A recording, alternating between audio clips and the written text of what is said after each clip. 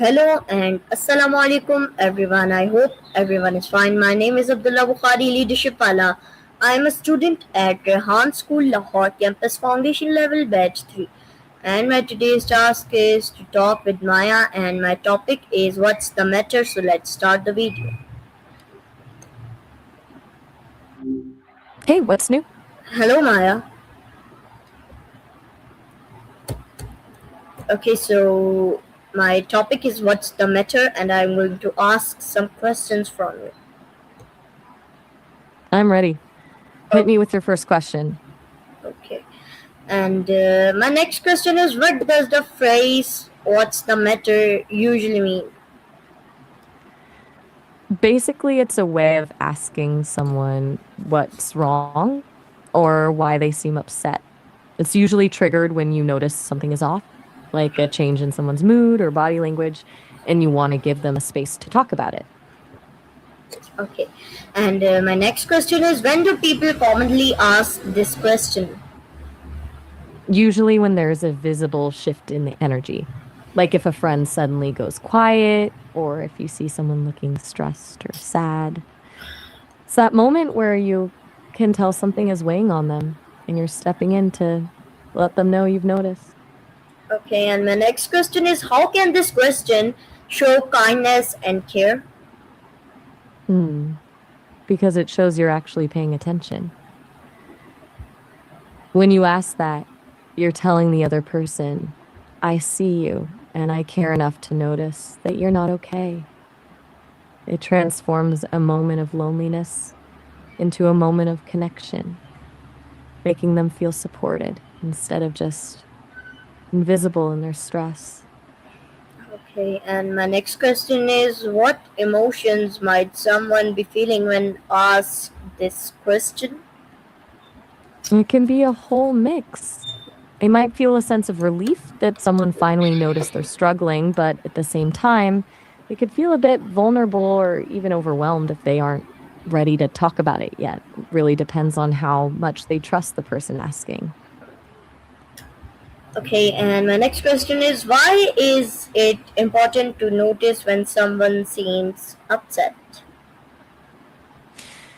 Because most people are pretty good at hiding it, but that doesn't mean they aren't struggling. When you notice it and acknowledge it, you're essentially providing a safety net. It can prevent someone from spiraling into a worse mood and lets them know they don't have to carry whatever is bothering them completely alone. And my next question is how can we comfort a friend who is worried? Mm. Sometimes the best thing you can do is just be there. Listen without trying to fix everything right away. Just letting them vent and validating that it's okay to feel worried can be a huge relief. Then you can ask if they want a distraction or if, if they actually want help brainstorming a solution. Okay, and my next question is what are some common causes of concern for students? Oh, for students, it's usually a mountain of things. Academic pressure is the obvious one, exams, deadlines, and that constant feeling that you're falling behind. But then you've got the social side of things, like trying to fit in or dealing with friendship drama and the pressure to figure out what the rest of your life is supposed to look like while you're still in class. It's a lot to juggle at once. Okay, and my What's the next next?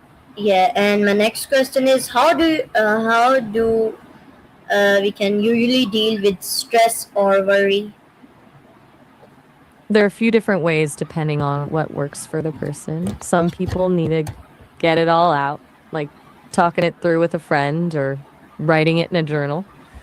Others need to totally unplug, maybe by going for a walk, listening to music, or just taking a few deep breaths to reset. It's all about finding that thing that actually makes the noise in your head quiet down. And my next question is why do people sometimes hide their feelings? Usually it's because they're afraid of being a burden, or they might worry that people will judge them or think they're weak for struggling. Sometimes it's just easier to say, I'm fine, than to try and explain a feeling that's hard to put into words. Okay, my next question is how can active listening help us? Help someone who is upset. Active listening is like giving someone your full, undivided attention, not just hearing the words, but really listening to the emotion behind them. When you do that, it makes the other person feel truly heard and understood, which can be incredibly healing. It takes the pressure off them to perform or act okay. And instead, it creates a safe space where they can be honest about how they're feeling without fear of being interrupted or judged. Okay, my next question is can asking what's the matter improve relationships and how? It builds a foundation of trust. When you regularly ask that, you're signaling that you're a safe person to be vulnerable with. It moves a relationship from just surface level chat to something deeper because you're showing that you're invested in their actual well being, not just the easy parts of the friendship. Okay, and my next question is what body language shows that someone may be worried?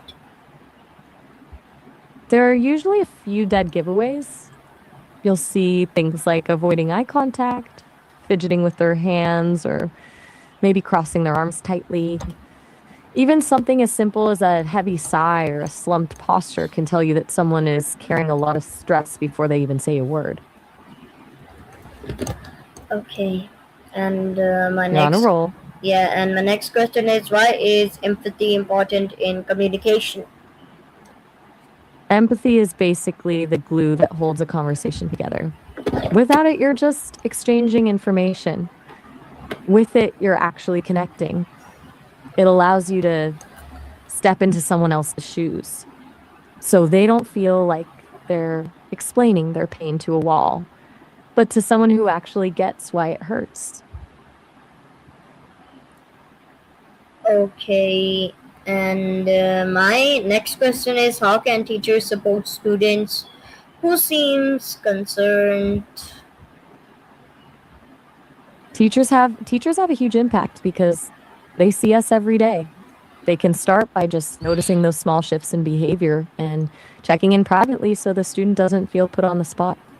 Creating a classroom where it's okay to not be okay, and maybe even offering a few minutes of quiet time or a listening ear can make a world of difference. It lets the student know their well being matters just as much as their grades.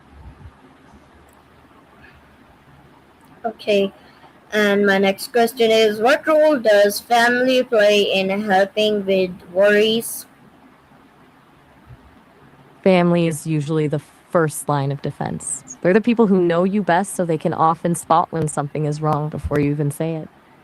When family provides that unconditional support, it creates a secure base that makes facing the rest of the world feel a lot less scary.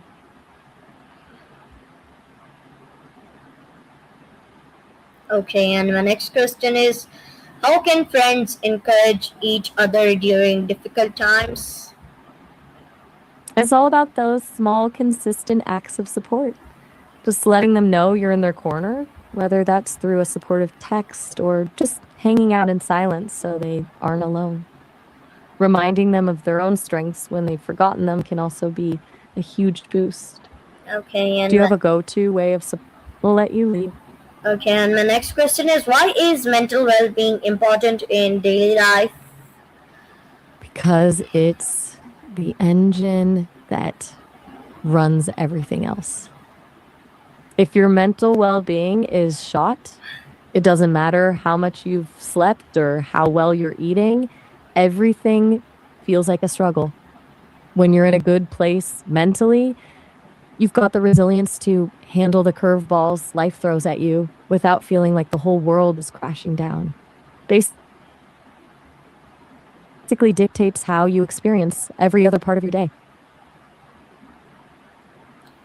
Okay, and my next question is, what healthy habits can reduce stress and anxiety? There are so many, but some of the most effective ones are surprisingly simple. Getting outside for a bit of fresh air, sticking to a regular sleep schedule, or even just 5 minutes of mindfulness can lower the volume on that anxiety.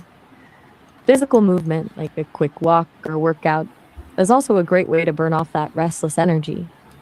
Do you have any of those in your own routine? Yeah, and thank you, Maya. You're so welcome. You And absolutely crushed that list of questions. yeah, and bye bye. Bye bye. It was great chatting with you. See you next time. Thank you everyone for watching the video. See you all in the next video. Until then, Allah Hafiz.